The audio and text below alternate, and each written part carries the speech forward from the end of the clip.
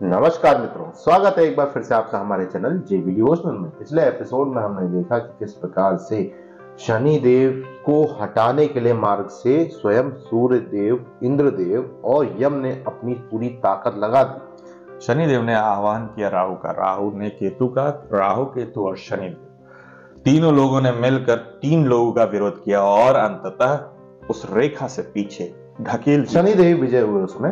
लेकिन अब स्वयं भगवान विष्णु को क्रोध आ गया है क्योंकि उनका आह्वान देवी संज्ञा ने किया है कि अपने पुत्र यम के कर्तव्य रक्षण हेतु और उस कर्तव्य का पालन करने के जो उत्तरदायित्व नारायण ने सौंपे हैं, उस कर्तव्य पालन में जो बाधाएं आ रही हैं उसका निराकरण करने हेतु। तो चलिए बिना विलंब के देखते हैं कि किस प्रकार से नारायण इसका तोड़ निकालते हैं, क्योंकि नारायण ने स्पष्ट रूप से कह दिया है कि सृष्टि का संतुलन बनाए रखना तुम्हारा काम नहीं, आप किसी और के कर्तव्य में बाधा बन रहे हैं जो मैंने प्रदान किया है उनको। तो चलिए देखने लगे चलते हैं एपिसोड नंबर 123 पार्ट 1।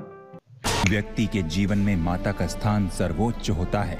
माता के कारण ही जीव जन्म लेते हैं, अतः उसी माता का स्मरण करने का, उसका सम्मान करने का कोई मुहूर्त नहीं होता। माता के स्मरण मात्र से ही बुरे से बुरा समय भी शुभ हो जाता है। अद्भुत।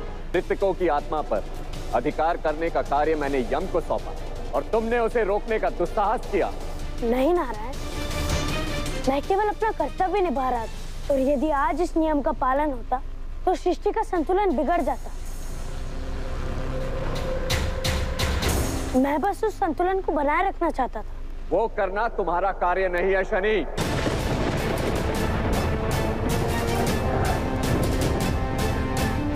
अवश्य, परंतु जो समस्या मेरे कारण उत्पन्न हुई है उसका हल ढूंढना मेरा ही उत्तरदायित्व है।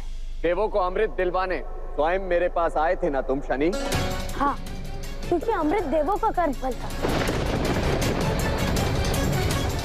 परंतु सारी असुर जाति की अकाल मृत्यु उनका कर्म फल नहीं था।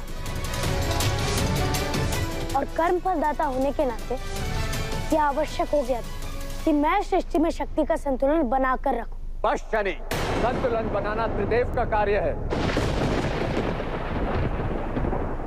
और अब यदि तुमने किसी और के कार्य में हस्तक्षेप किया तो तुम पर अगला प्रहार मेरा होगा।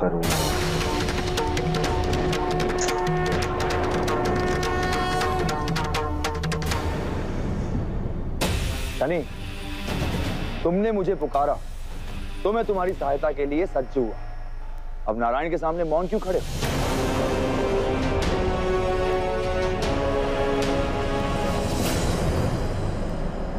मैं नारायण के प्रति आदर के कारण मौन हो रहा हूं, जैसे कि तुम अपने भय के कारण मौन हो रहा हो। परंतु इसका अर्थ ये नहीं कि मैं अपने कर्तव्य के मार्ग से हटूं। क्या बात है।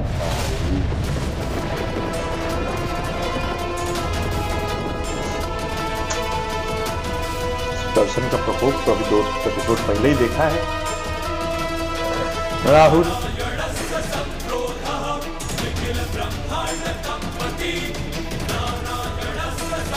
महादेव को आना पड़ेगा। अब होगा प्रतिकार। जैसे मेरा सिर धड़ से भिन्न हुआ वैसे ही तुम्हारा सिर भी कट के गिरेगा शनि। हम दोनों चलेंगे टूर पे। दोनों पे चलेंगे। रुक जाइए नारायण, मेरे आराध्य। ज्ञान महादेव को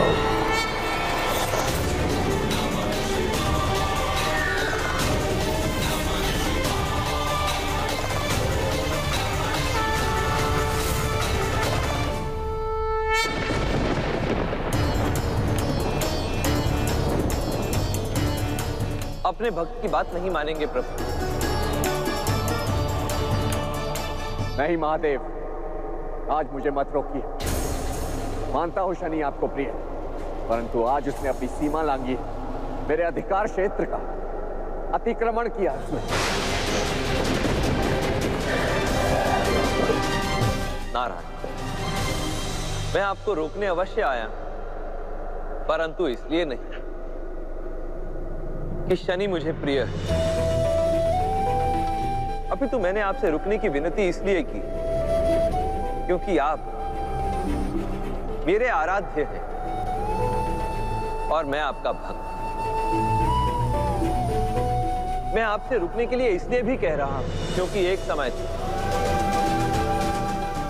जब मैं शनि पर रुष्ट था, जिसे दंड देना चाहता था। तब आपने मुझे रोका था। तब आप ही ने मुझे रोका था। रुक जाइए महादेव, भूल को अवसर दिया जाता है, दंड नहीं महादेव। हे नारायण, शनि ने उस समय जो भी किया वो इस कारण किया क्योंकि वो अपनी शक्ति ऊर्जा का संतुलन खो बैठा था। और आज भी शनि जो करने जा रहा था वो उसी संतुलन को बनाए रखने के लिए था। मैं सत्य कह रहा हूं शनि।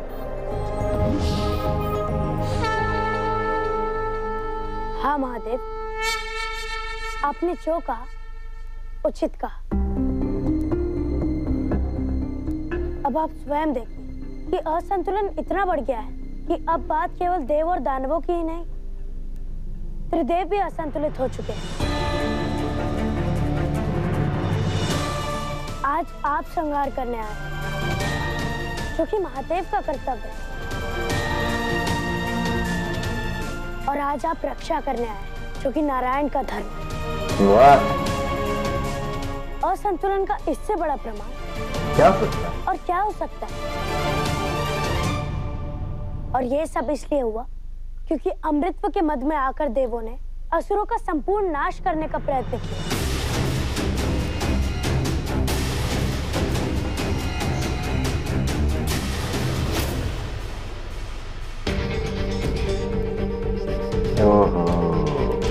इस असंतुलन को ठीक करने का केवल एक ही मार्ग था, असुरों के जीवन की रक्षा।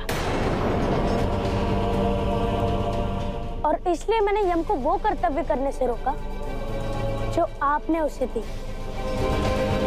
तो यहीं से असंतुलन सब पैदा हुआ। शुरू किसने किया? देवराज इंद्र ने। और यह संतुलन का फेरा जाएगा, खत्म होगा वहीं से जहां से असंतुलन शुरू हुआ। तुम्हारा तर्क उचित है शनि, परंतु यम को जो कर्तव्य दिया गया उसे भी भंग नहीं किया जा सकता, क्योंकि यही नियम और यम मेरे ही निर्देशों का पालन कर रहा है। संसार में ऐसी कौन सी समस्या है नारायण जिसका समाधान नहीं है? आवश्यकता है तो केवल ध्यान की।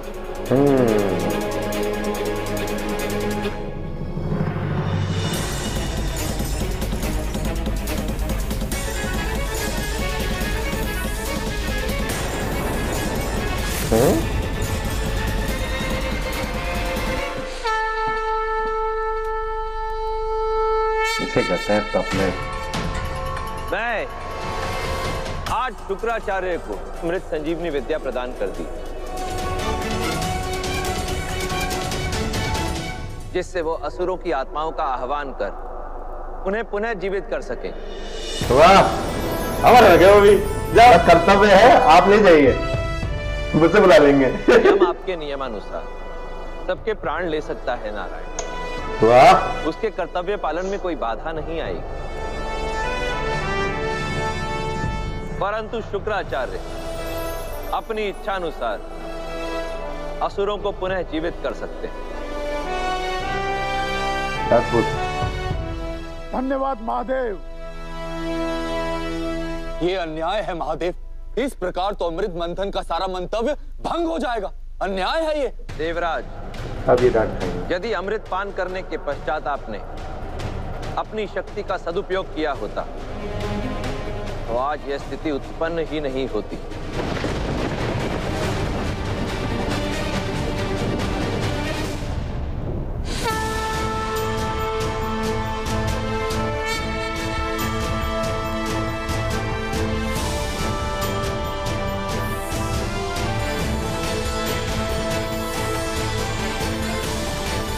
अब गैंग कभी खत्म नहीं होगी। अभी इतना हमारी भाई गुरु शुक्राचार्य हमारा है। शरीरों के टुकड़े ना हो, बस चिथड़े न उड़े, हम जीवित कर लेंगे।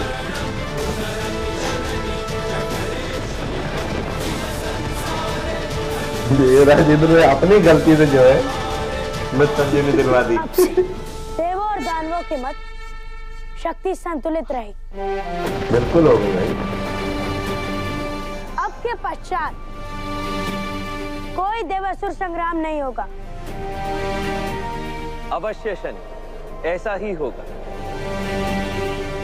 तुमने एक बार पुनः अपना कर्तव्य सफलतापूर्वक पूर्ण किया। 10 on 10। राहु, तुम्हारे 2 भाग अवश्य हो चुके हैं, परंतु अमृत पान करने के कारण तुम अमर हो। राहु का दूसरा भाग केतु के नाम से जाना जाएगा। पता था, अनाउंसमेंट तो होगी। तुम दोनों लोभ और लालच का प्रतीक हो, जो किसी को भी अधर्म के मार्ग पर ले जा सकता है। इसलिए मैं तुम दोनों को ग्रहों की उपाधि देता हूं। ओहो। आज से तुम दोनों देव समिति में नवग्रह में रहकर अपने कर्तव्य का पालन करो। बोनस पे बोनस, बोनस पे बोनस। तो इंद्रदेव ने जोश में आकर दानवों का विनाश तो कर दिया, लेकिन ये प्रॉफिटेबल हुआ दानवों के हित में। अब तो बोनस भी मिल रहा है भाई दिवाली का लगातार बोनस ये मिला है कि राहु, केतु, 2 असुर, इवन शुक्राचार्य, 3 असुरों की तरफ से 3 लोग नवग्रह में हैं।